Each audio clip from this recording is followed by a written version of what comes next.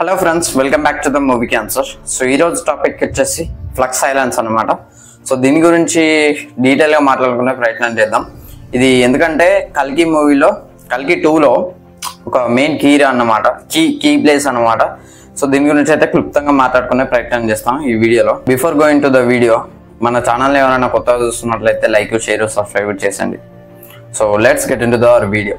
So first flux silence గురించి మాట్లాడుకున్నట్లయితే ఈ సీన్ ఎక్కడ వస్తుందంటే, మనకు సుమతిని శంబాలా తీసుకొచ్చినప్పుడు ఈ వ్యక్తి అయితే చెప్తాడు, ఇట్లా ఫ్లక్స్ సైలెన్స్కి తీసుకుపోదామని చెప్పేసి ఈ వ్యక్తి చెప్పగానే సో నో మంత్స్ తినేస్తారు అని చెప్తారు. సో ఇది గుర్తుపెట్టుకోండి, అండ్ ఈ పిక్ కూడా గుర్తుపెట్టుకోండి. సో ఇవి రెండింటికైతే లింక్ ఉంది, ఇంటర్లింక్డ్. సో అది ఎలా కూడా మన క్లైమాక్స్లో ఫైట్ అవుతుంది భైరవకును అశ్వత్థామకి. అశ్వత్థామ తను బందీ అవుతాడు అన్నమాట. ఆ కాంప్లెక్స్లో ఉన్న వ్యక్తులు ఏదో అది యూజ్ చేసి తనను అయితే నేల మీద కూర్చోబెడతారు. సో తర్వాత కర్ణుడు లెక్క మళ్ళీ భైరవ మారి సో తనని అయితే చంపేస్తాడు.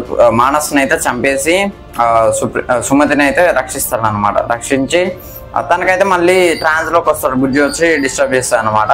సో డిస్టర్బ్ చేయగానే సో తన వెహికల్ని తీసుకొని బయలుదేరమని పోతుంటే అశ్వత్థాముండి అడ్డగిస్తాడు. అంటే ఇట్లా బిగ్గర పట్టుకుంటాడు.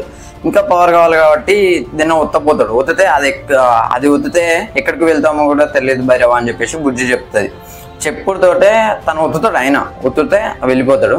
సో ఈ మూడింటికి లింక్ ఉన్నది అనమాట. సో భైరవ పోయింది ఫ్లక్స్ సైలెన్స్కి. సో ఇక్కడ ఈ పిక్చర్లో ఉంది కూడా తను ఉంది ఫ్లక్స్ సైలెన్స్లోనే. సో ఇక్కడ ఈ వ్యక్తి చెప్పింది కూడా దాని గురించి అన్నమాట. సో నోమన్స్ అనే వాళ్ళు నరరూప రాక్షసులు కావచ్చు మేబీ, ఎందుకంటే తినేస్తారు అని చెప్తారు. తినేసి ఏవి తింటే జంతువులు లేకపోతే నరరూప రాక్షసులు. నరరూప అంటే మనిషిలాగా ఉంటే జంతువులు, లోపల జంతువు క్యారెక్టర్ ఉంటుంది, చూడడానికి మనుషులు ఎక్కడ ఉంటాడు అనమాట. సో వాళ్ళైతే తినేస్తారని చెప్తాడు అన్నమాట. ఎవరిని దీపిక పడుకొని తినేస్తాడు. మనం ఇక్కడ పెడితే కాంప్లెక్స్ వాళ్ళు కనుక్కుంటారు ఎట్లాగో. సో ఫ్లక్స్ సైలెన్స్కి తీసుకుపోదాం, అక్కడైతే సేఫ్టీ ఉంటుంది అని చెప్పేసి చెప్తాడు అన్నమాట. సో చెప్తే తినేస్తానని చెప్తాడు. సో వాళ్ళైతే అక్కడితో ఆగిపోతారు అన్నమాట. So Deepika Padukone and Bhairava, బుజ్జి వీళ్ళు ముగ్గురు పోయిందేమో ఫ్లక్స్ సైలెన్స్కి. సో సుప్రీం యాస్కిన్కి ఫ్యూచర్ తెలుసు కాబట్టి నేను ఆల్రెడీ ఒక వీడియో చేస్తాను, దాన్ని ఒకసారి చెక్ చేయండి. సుప్రీం యాస్కిన్కి ఫ్యూచర్ తెలుసు అని చెప్పేసి. సో ఫ్యూచర్ తెలుసు కాబట్టి వీళ్ళు ఎక్కడికి వెళ్ళో చూస్తాడు, చూసి అక్కడికే వస్తాడు అనమాట. సో సుప్రీం యాస్కిన్ నోమన్స్ తోటి ఫైట్ చేసి దీపికాని తీసుకొని వెళ్ళిపోతాడా లేకపోతే భైరవాన్ని ఎదిరిస్తాడా అనేది చూడాలి ముందు. సో ఇది ఫ్లక్స్ సైలెన్స్ గురించి అయితే.